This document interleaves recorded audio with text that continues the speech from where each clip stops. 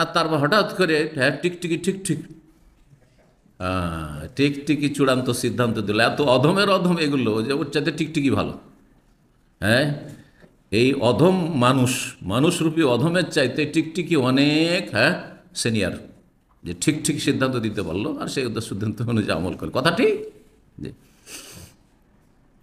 তো জাহিলি যুগে কি ছিল? ভাগ্য নির্ণয় করা ছিল। পাখি উড়িয়েছিল একটা জাজরুত তাইর, পাখি একটা গাছে ডালে বসে আছে, কোথাও বসে আছে, দিল উড়িয়ে।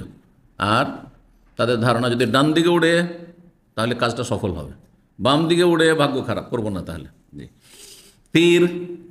তীরের ব্যাগে রাখা আছে। তিন রকম তীরে লেখা, একটা তীরে লেখা তো ইফাল করো, আর লা তাফাল করিও না, তীরে লেখা থাকতো। আর একটা তীরে লেখা থাকতো লাহারাজ, অসুবিধা নেই, যদি লাহারাজ বেরিয়ে যায় করা যায়। আর ইফাল তো পড়ো ভালো, এটা। আর যদি লা তাফাল বেরিয়ে যায় না, কোশ্চেন খেলো না, যতই জরুরি কাজটা হোক না, আর করা যাবে না, এটা সফল হবে না।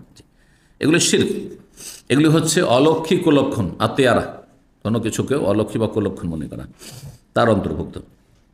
ইসলাম তার উত্তম বিকল্প দিয়েছে, যে কাজটি করবো কি করবো না, আল্লাহর কাছে দোয়া করেন, সাহায্য কামনা করেন সালাতের মাধ্যমে।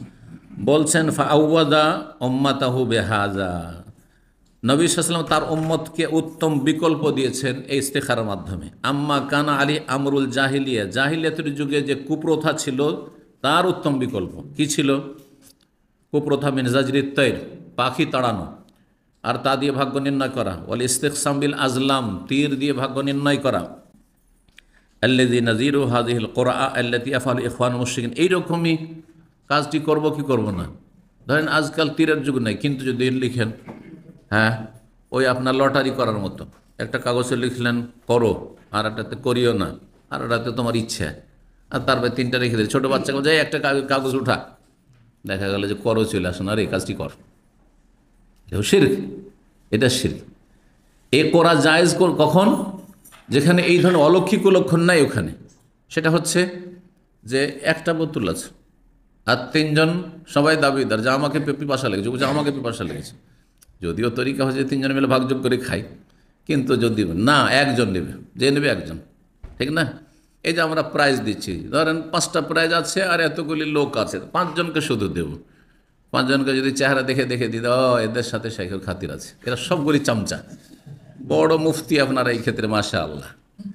এদিকে সময় দিবেন না ইসলামী সেন্টারে, সহযোগিতা করবেন না। আর কেউ যদি ডানে বামে সহযোগিতা করে, সেই জন্য তাকে যদি কোনো দায়িত্ব দেওয়া যায়, দেখছেন না এরা সব মালিকানা করছে, এরা মাতাব্বরি করছে, তাই এগুলো সব চামচা, সেই জন্য শেখে নওয়াজ। এইরকম আমাদের ছাত্র এলেম হাসিল করছে, বলছে আমার চামচা, তার মানে আমার ইমানে এত দুর্বলতা, আমি চামচা পুষি, আমার দরকার।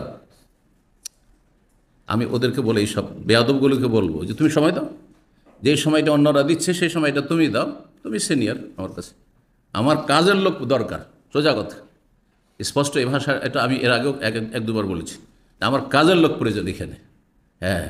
আমি শুধু রূপ চেহারা দেখতে চাই না, আর রূপ চেহারা তো আমার দেখে লাভও নেই কারণ। কথা বোঝা গেছে? কে কোথাকার, কে না, ওসব আমার কোনো মূল্য রাখে না।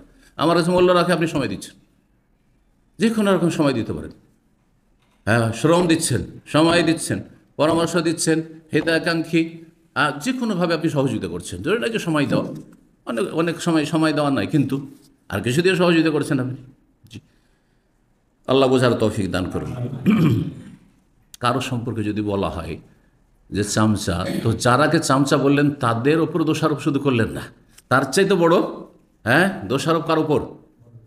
যে চামচা রেখেছে, কথা বলছেন, তার মানহানি করলেন আপনি। এটা অত সহজ বিষয় নয় যে সে এত দুর্বল যে সে স্বজন প্রীতি করে, তার ইমান দুর্বল, তার আমল ঠিক নাই, স্বজন প্রীতি করে, কাউকে কাছায় কাউকে দূরে করে না। এরকম যদি থাকে তার ইমানে দুর্বলতা আছে। তো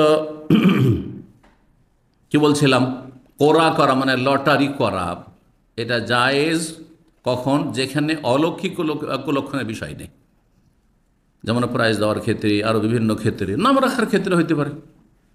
অনেক সময় হয় স্বামী স্ত্রী দুটা নাম চয়েস করেছেন, দুটা নাম আসলো, প্রস্তাব আসলো, ছেলেমেয়েরা আর একটা নাম বলছে, বা কয়েকজন ছেলেমেয়ে আছে সবাই একটা একটা করে নাম পছন্দ করছে। বেশি তো বাচ্চা আজকাল নেবে না, যে চল এটার বেলা হইলো তো আর একটা হবে, তখন আরেকটা নাম রেখে নেব, অ্যাডজাস্ট করা যাচ্ছে না। তখন কি সমস্যা? এই সমাধান কি? এই সমস্যা আসলেই যদি একজনের কথা কথা রেখে দেন, বলে যে দেখো আমাদের পরামর্শ নিল না, মূল্যায়নই করলো না, তো এই ক্ষেত্রে ঠিক আছে, সবার কথার মূল্যায়ন করছি, চলো এই নামগুলি লিখে কাগজে, তারপর রেখে দাও, কাউকে উঠাইতে বলো না, দেখে উঠাবে, বুঝা গেছে, যেটা উঠলো সে নামে রেখে দিলেন। হতে পারে সেই স্বামী যেটা প্রস্তাব সেটা, অথবা স্ত্রীর হলো, অথবা একটা ছেলে অথবা মেয়ে যে প্রস্তাব, ওইটাই উঠে গেল, চলো এইটাই উঠে গেছে, এইটা নামরা জায়েজ, কারণ এখানে অলৌকিক লক্ষণ নেই। তাহলে আসল রহস্য এই ক্ষেত্রে মাপ কাটছে যে অলৌকিক লক্ষণ তো মনে করছেন না, তো ভাগ্য নির্ণয় করা যে এর ভিত্তিতে ভাগ্য ভালো মন্দ, এটি হচ্ছে জাহিলিয়াত, এটি হচ্ছে শিরক। জি।